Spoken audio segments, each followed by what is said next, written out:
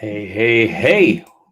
Good evening, everybody. Good evening. We are on my laptop over here. I've got you all over here just so you know. I've got a new computer set up that we're launching right now, and so my webcam or my good webcam isn't working, so we're using our laptop to the left today as we walk through the recent 38 unit we purchased in Lexington, Kentucky. And it's one of my favorite deals we've done. Of course, I say that about all of our deals, especially after we close and it's rocking and rolling. I'm so pumped. And so we got a great deal on the loan. And so I'm really, really pumped about that. So today I'll walk you through how we found it, how we funded it, and the management team, how we found the management team, etc. So we are just locking in here and making sure everybody is raring and ready to go on the Lexington 38 unit, and so we are going to, let me think here. Let me make sure that we're going live. We're all good.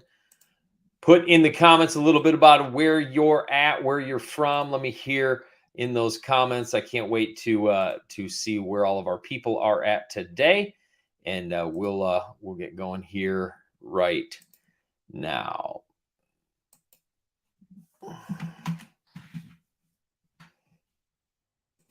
All right. So one of the things that I want you to understand about multifamily in this environment. So a lot of people are asking, Mike, let me ask you a question.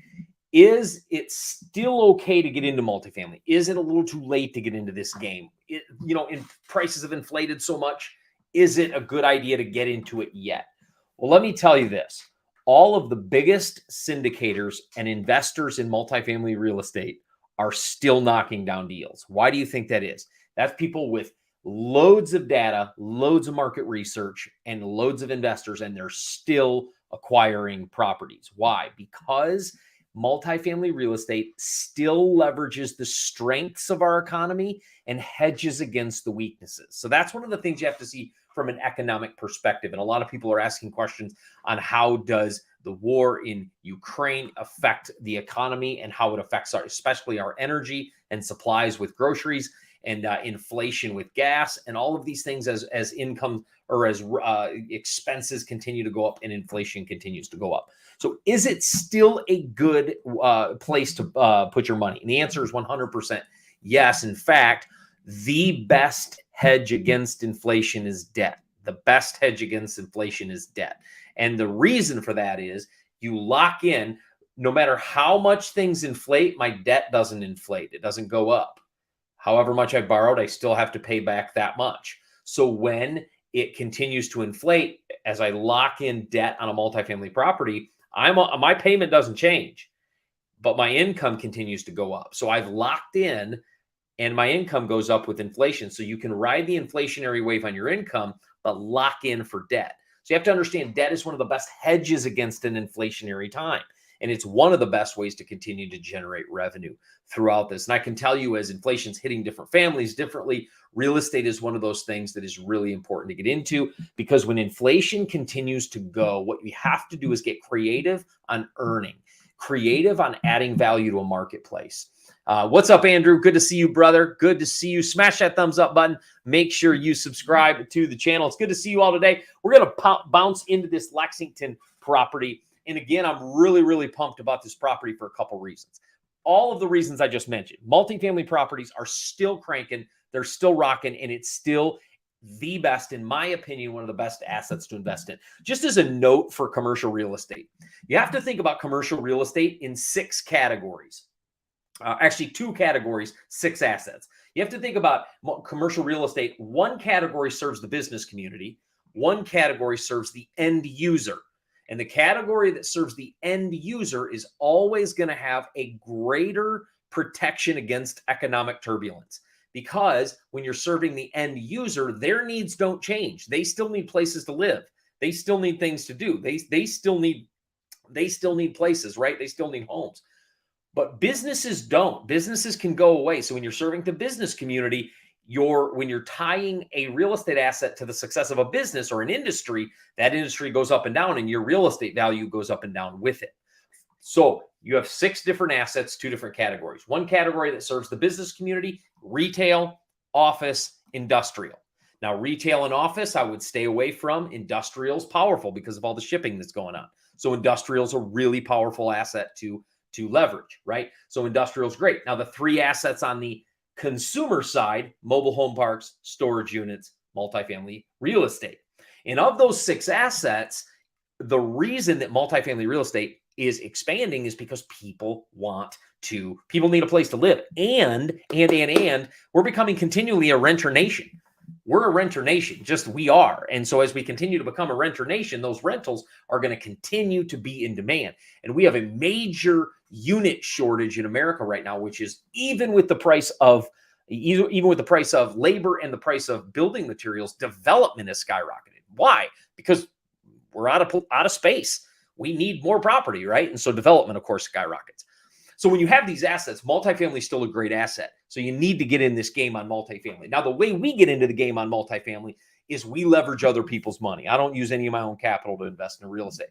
And we've closed down over 400 units or 450 units in the last 18 months. And none of them came from my own pocket, because there's so many people that want to get into this game but don't want to do the work. We can add value to the marketplace by doing the work, finding the deal, funding the deal, managing the deal, or finding a manager to manage the deal and managing the manager. That investors are like, hey, I'll give you money, let you keep some equity, and let the game go on. And that's how it rolls. And so today I'm going to walk you through our Lexington property.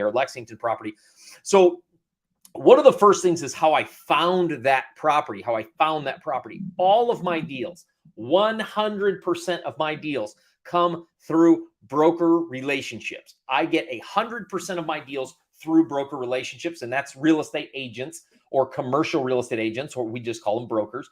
Our brokers are our number one lead source. So your ability to network, your ability to build relationships, your ability to get in with people that can move and shake, those are the people that will end up giving you the ability to get deals and get deals more quickly. So a lot of times people ask me, one of our students in our inner circle asked me one time, Mike, how did you grow so quickly?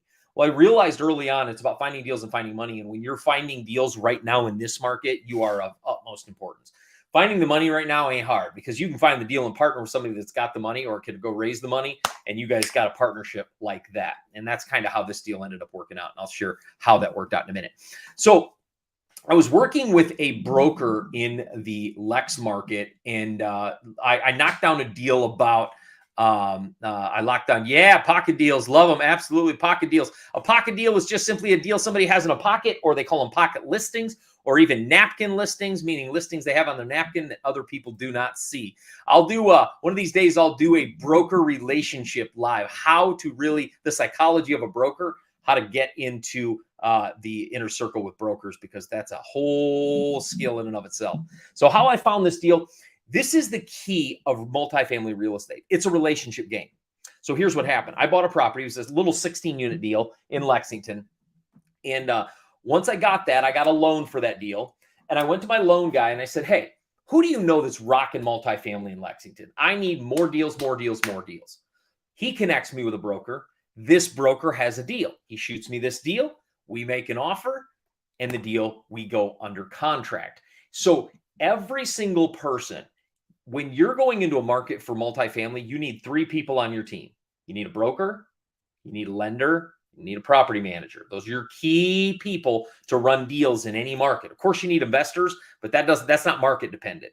And when you're going into a market, you need those three people. So broker, a lender, and a property manager.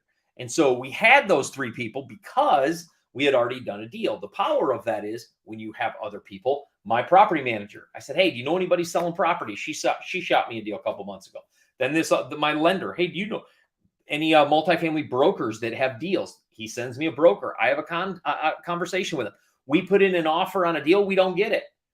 But I built a relationship with that guy and those guys at that company, and they come back to me with another deal, and we ended up getting this one.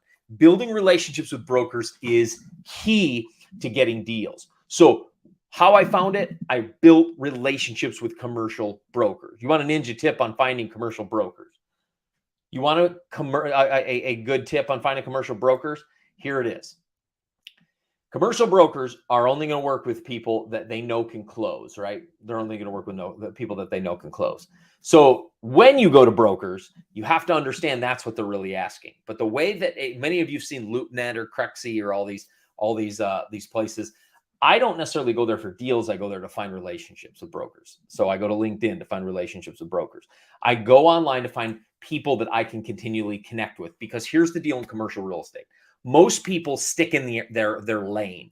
Like, you won't, sometimes you'll find a brokerage that does all kinds of properties, but when you find a real estate agent that specializes in multi, they'll usually stay in multi. They might bounce out, but they'll stay there. So once you find a relationship there, you can do deal after deal after deal after deal, right? You can do deal after deal. And that's the power of building relationships with brokers and finding them through the MLS and through LinkedIn and through other places of networking. So the first thing, we located this deal through the relationship of a broker. We located this deal through the relationship of a broker. And so now, when I went under contract on this deal, I had what's called what we call a one-trick pony, an investor that had all the capital, right? I've got all the capital, let's go. And that investor ended up falling off and couldn't bring the capital. So 3 weeks into the deal, it was in between Christmas and New Year's, our investor walked, and we had no capital raised. And then, of course, when you're in the middle of Christmas and New Year, nobody's taking your call during that time. Nobody's thinking about investing during Christmas and New Year. There's 1.5 million things going on, so nobody's thinking about real estate. I am, us crazies are, but most people ain't doing it. So we had to wait till really after the first year to start raising capital, and we closed February 7th. So we didn't have very much time at all. We had to raise $850,000 for this deal, and so I'm going to share my screen and share a little bit of the deal. Let's go here. No, let's go. There we go. So I can make that a little bit bigger so y'all can see that. Actually, I'm going to pull myself off the screen so that gets a little bit bigger. Let me see if I can. Yeah. So you can see up here, our sale price is $2.9 million, where it's number 38 units. We had 15 studios, 18 one beds, 5 2 beds on this property, right? And if you come down, our cash needed, what we needed to raise was $825,000. Now we bumped this to $850,000 in order to make sure that we covered all of the things we needed to in this project. Number one, our attorney fees were not $3,000; they were actually $15,000 because we ended up doing a syndication. So just that alone knocked our loan up. But we always overraise. Big point on multifamily when you're going into this: always overraise. You can always give the money back if you don't need it through disbursements to your investors, but you need it, right? So we always overraise by a little bit. We had $150,000 for capital improvements. So capital improvements, meaning we knew the roof was going to need to be replaced, and that was going to be a $75,000 expense right off the bat. So we knew that we had to raise some money for capital improvements. We've got our bank stuff here.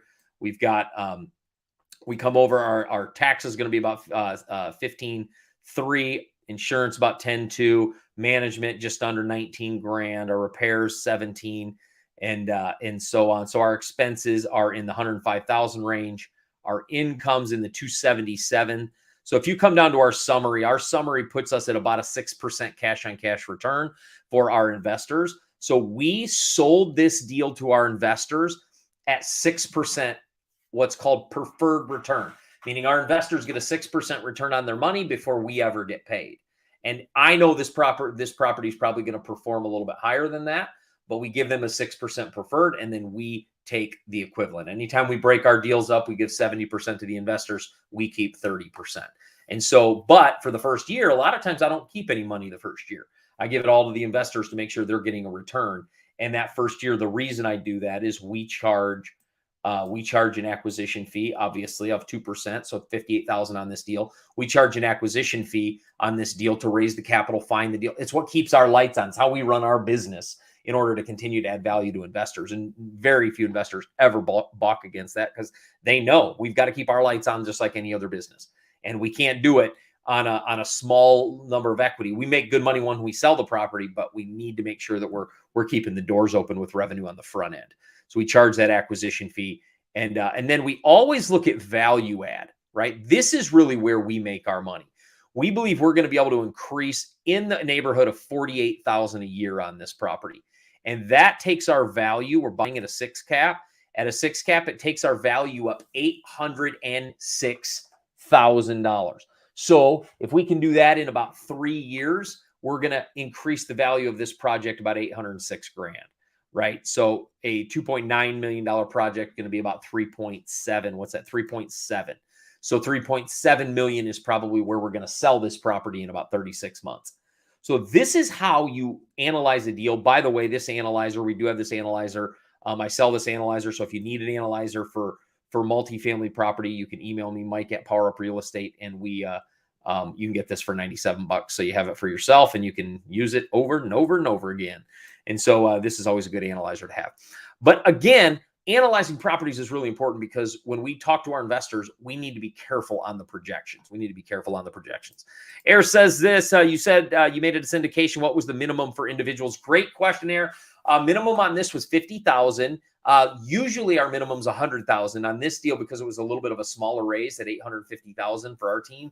We lowered that to $50,000, and I think we had two $50,000 investors, and then we had $750,000 was broken up usually in hundreds, and we had I think a 270 or 275 investor, and so but the minimums were around 50 grand, and that's where I would encourage most of you to start. And if you're starting raising capital, if your first deal, let's say you're raising, 200,000 on your first deal, take 25,000, take 10,000, take whatever you want. But eventually you want to get to where you have a minimum so that you're not dealing with as many people, because dealing with a lot of people can be very, very taxing when you're trying to write out checks, etc. Right? So great question. So this is how we analyze the property. And this is a little bit of a snapshot of the property. Let me hang on here, peeps. Hang on here, peeps. Give me a minute. I don't know where that thing went.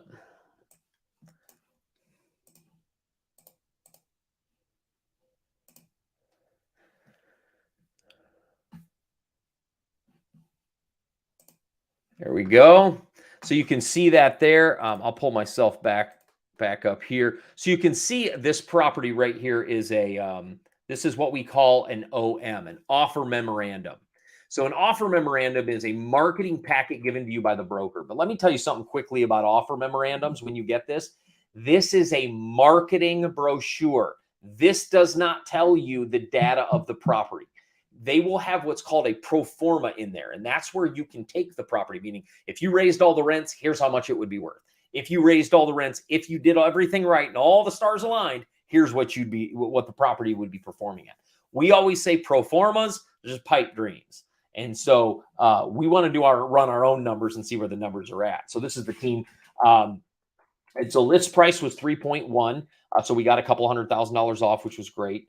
Executive summary, investment summary of this property. It gives a little bit of the area. And that's the powerful thing about an OM and an offer memorandum is they're going to give you a little bit of information of the area, of what it looks like, unit breakdown.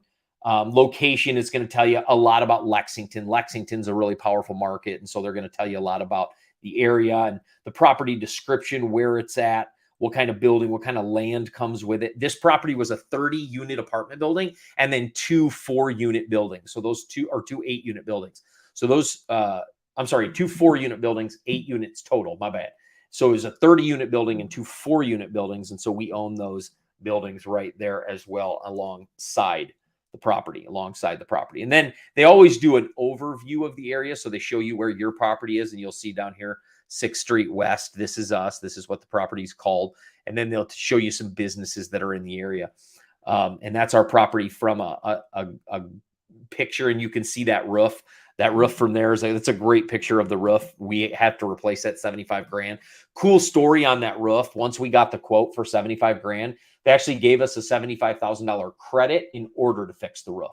So what that means is at closing, we gave them $2.9 million. They wrote us a $75,000 check back, which is great because that means we can finance that. We put that right into the bank account, and that's going straight to the roof. Right. It's a cool property, though. Really, really cool. It's in the art district. So that's why all the different colors and the colorful property of why it looks the way it does. But you see as well, you can kind of see it right here. This flooring here, it's all concrete floor. So all concrete finished flooring. So that's so good for rental property because it's really hard. They're almost indestructible. And so we've got some hardwood floors in some of those. And they always give you some rental comps to see what kind of rents exist in the area. so you know what market rent is. Because if you buy a property and they're all at $650, but everybody else in the area is getting $850, you have to grow, or else your quality of tenant's going to go down with your rate. And so they also will show some sales comps of what other properties are selling at in the area, and that'll give you an idea of where you're purchasing. Are you purchasing a property in line, or are you purchasing a property a little bit outside of the lines? Then, of course, they'll give you a rent roll, and we had a couple here that were vacant when we looked at it. Now they're not vacant anymore. They're all rented. And then they're going to give you some financials. Now they have what's called current financials and pro forma financials. Big difference, ladies and gentlemen.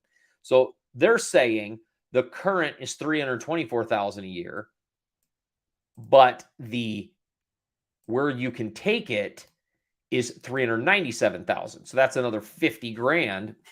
I'm sorry, 70 grand, 73,000 a year. And 73,000 a year is a lot of money on the value. Whoops, sorry. There we go.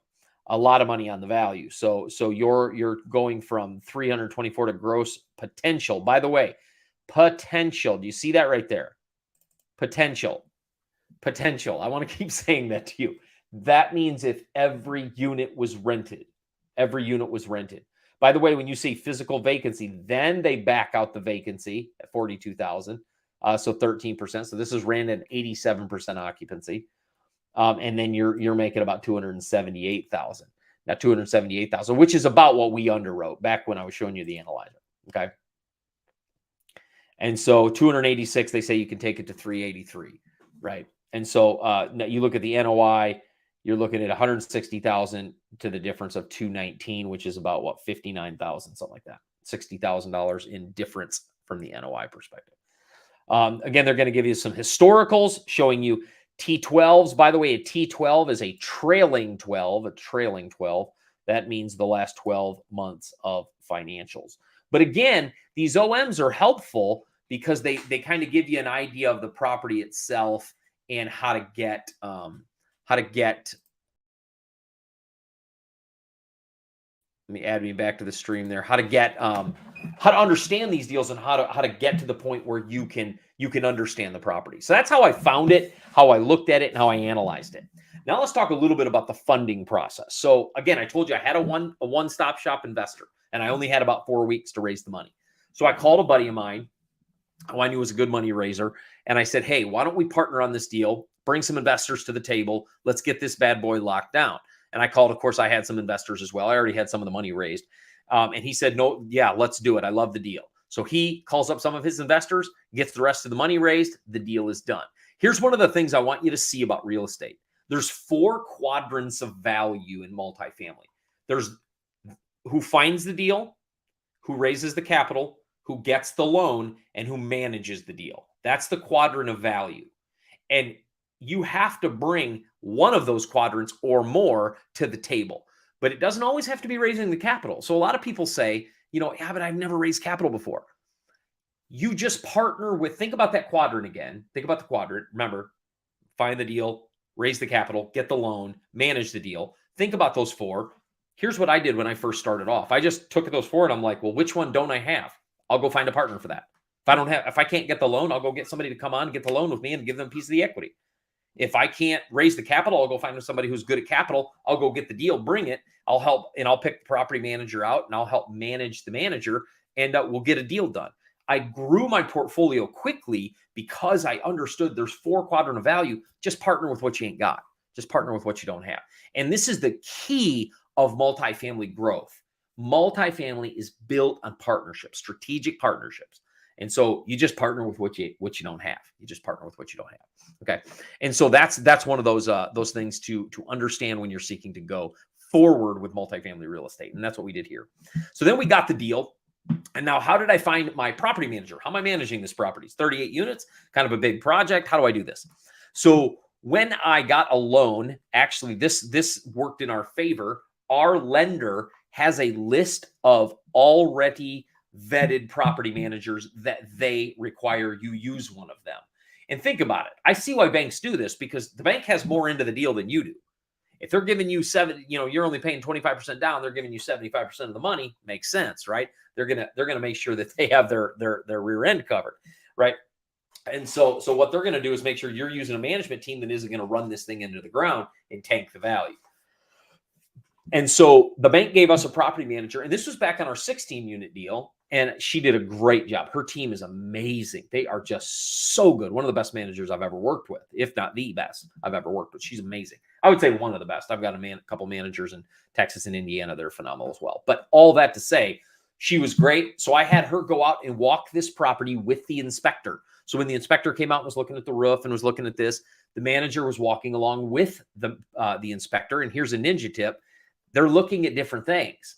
See, the inspector's looking at all the structural stuff, leaky faucets, the structure of the plumbing, the roof, anything like that. That's what they're looking at. My property manager is talking to tenants and building relationships with tenants and getting to know the tenancy and getting to know who people are, and are the tenants strong, or are they, tenants that aren't going to pay, et cetera. And so that is a massive and huge difference of mission when they go to the property. This is why I love when different people or when my manager and my property manager go at this together. When they go at this together. So that's how we manage it. And so every month, my property manager makes a deposit into our account and sends us a monthly report. And that monthly report we send out to our investors so they're made aware of what's going on at the property. And a lot of times, I don't know that investors open them much, but a lot of people they love the communication. So I don't think they open it much, but they love the communication. They love the fact that the property is to see that, they literally get a full financial statement. We send that out every month. And because we really pride ourselves on transparency. So make sure you do not you do not pick a property manager that is inexperienced, especially in management. A 38-unit deal. Let me tell you something. I learned this early on. Do not pick a property manager in which you're more than 20% of their business at one shot. So let's say they manage 80 units and you've got a 38 unit. My friends, that's almost 50% of their business. You don't want to give it to somebody who's 50. Their systems can't take that yet. Our property manager manages over 750 units, almost 800 units. Well, 38 units, that ain't a big deal to them because they've got the staff to take it on. I learned this the hard way. I had a property manager who was managing 90 units. I brought him 23. That's almost a third of their business. And it crushed their systems, and it took forever to get anything done. Cost me thousands of dollars. Had to switch management teams. I actually had to do a management takeover, and that was not fun. Meaning I had to have my new management team go and post things on their door. New management, send your money here. Some money went to the old manager. Some money went to the new. It was a mess. We got through it. God, thank the Lord, but it was a mess. And so we've got one more question here from Air. Partnering up. So I got a question. If you find a deal, do you lock it up? I mean, if you don't lock it up, are you afraid one of the partners can take it off around you? If you don't like, good question. So the question is, if you find a deal, do you get it locked up before you go and you look for partners? The answer is, I would say, Air, it depends on your network. I would do that because I know enough people to partner with where I can make a phone call. So it would really depend on your network. Who do you know? Are you in the real estate game yet? And if you're new to it, you would want to be careful. You may want to, build a strategic partner before you start making offers and have some of those partners lined up. I don't really work with people that do that, and here's the thing. Here's what if somebody takes a deal out from under me, is what it is, man. On to the next. Somebody steals it on to the next. I'm not going to do business with them again, but it's on to the next, man. You just keep going. It's just not something you slow down for. And so on that, I put properties under contract all the time without the strategic partners in place or the capital raised. I do a capital raise after we go under contract most of the time. Most of the time now, I used to get the money raised first because I was too nervous to go under contract. But again, you can build partnerships after you go under contract, but you just got to make sure that you got the network to support that. Because if you don't, you're going to find yourself in a world of hurt and you're not going to like your life very much. And so build some of those. Absolutely. No problem, brother. Absolutely. Good to have you here. So again, this multifamily property will probably generate us about anywhere from $700,000 to $900,000 in value over 3 years. So $250,000 growth over over the next year after year after year, a little bit more than that, 250 to 280 over the next few years. It'll create a great anywhere from 15 to 18% return on investment for our investors, which of course they love. And so this is a really good deal to continue to grow wealth for our investors. So we're really pumped about this. But this deal alone, and I'm going to continue every time we go under contract on a deal, I'm going to walk through our deals so you guys can kind of see this as I peel back the curtains, because this process is simple, but you got to get at it. You got to get at it. So if you, again, as always, make sure if you're here, make sure you smash that like button, like this video. It just helps us get the content out to more people. And as always, please subscribe to the channel. Make sure you subscribe, hang around our family. We are launching, I just hired a full-time video guy. I'm so pumped. We're starting April 1, we are putting out a YouTube video every single day, putting out a YouTube video. So I'm pumped about that. So make sure you subscribe and share this content. That would mean the world to me. So love you all. This is how we did this. Let me know if you have any questions. Hit them up in the comments. Let me know if you have any questions around this deal. I'll be happy to answer and do anything I can to help you get into the multifamily game. So let me know if you have any questions. And as always, if you're interested in one of our masterminds, our real estate ignition inner circle, let me know. And I'll put that in the comments here. You can actually go to, I'll put it in here, reiicnow.com.